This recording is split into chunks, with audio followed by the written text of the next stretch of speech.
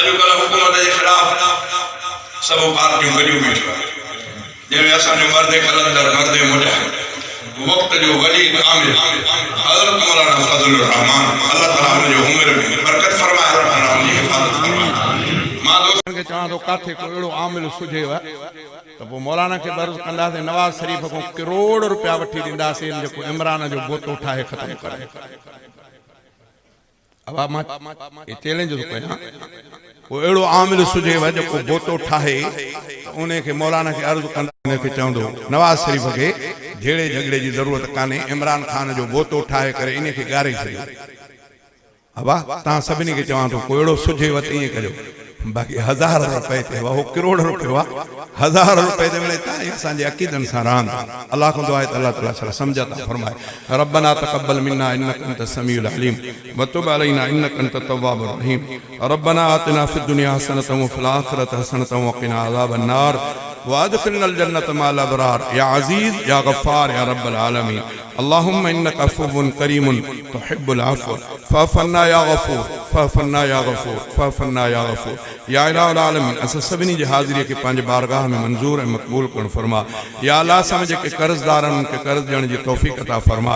या अल्लाह असां जेके मरीज़ आहिनि उनखे शिफ़ा कामिला आजिला अता फरमा। या अल्लाह असां जेके मोहताज आहिनि उन्हनि जे मोहताजी खे दूर फरमा। या अल्लाह असां में बे औलाद जेके आहिनि उन्हनि खे नेक ऐं सालिह औलाद जो तोहफ़ो नसीब फरमा। या अल्लाह असांजे घरनि जो इस्लाह फरमा।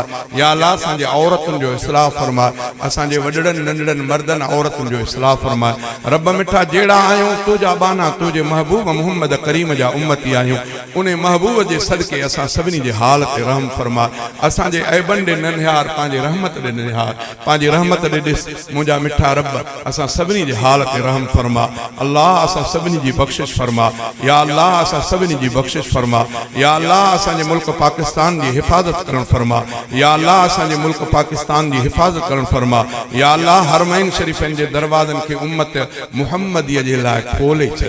रब मिठा ॾाढो अरमान ऐं ॾुख थींदो आहे जॾहिं उन्हो को ॾुख वारी ॻाल्हि पहुचंदी आहे। मिठा रब बैतुल्लाह जी अॻु में बैतुल्लाह जी रौनक बहाल हुई, उअं ई मुंहिंजा रब से असां सभिनी मोमिननि खे नसीब फरमा। रोज़े अतहर जी उहा रौनक जेके अॻु में मोमिन मुस्लमान वञी हासिल कंदा हुआ, सभिनी खे तौफ़ीक़ वरी बि उअं ई ॾे त रोज़े अतहर जी बार बार ज़ियारतूं नसीब थियनि। रब इग़फिर वरहम अंत ख़ैरुर राहिमीन। अल्लाहुम्मा सल्लि व सल्लिम अला नबिय्यिना मुहम्मद व अला आलिहि व सहाबिहि व अहलि बैतिहि व अज़वाजिहि अजमईन बिरहमतिका या अरहमर राहिमीन। ला इलाहा इल्लल्लाह।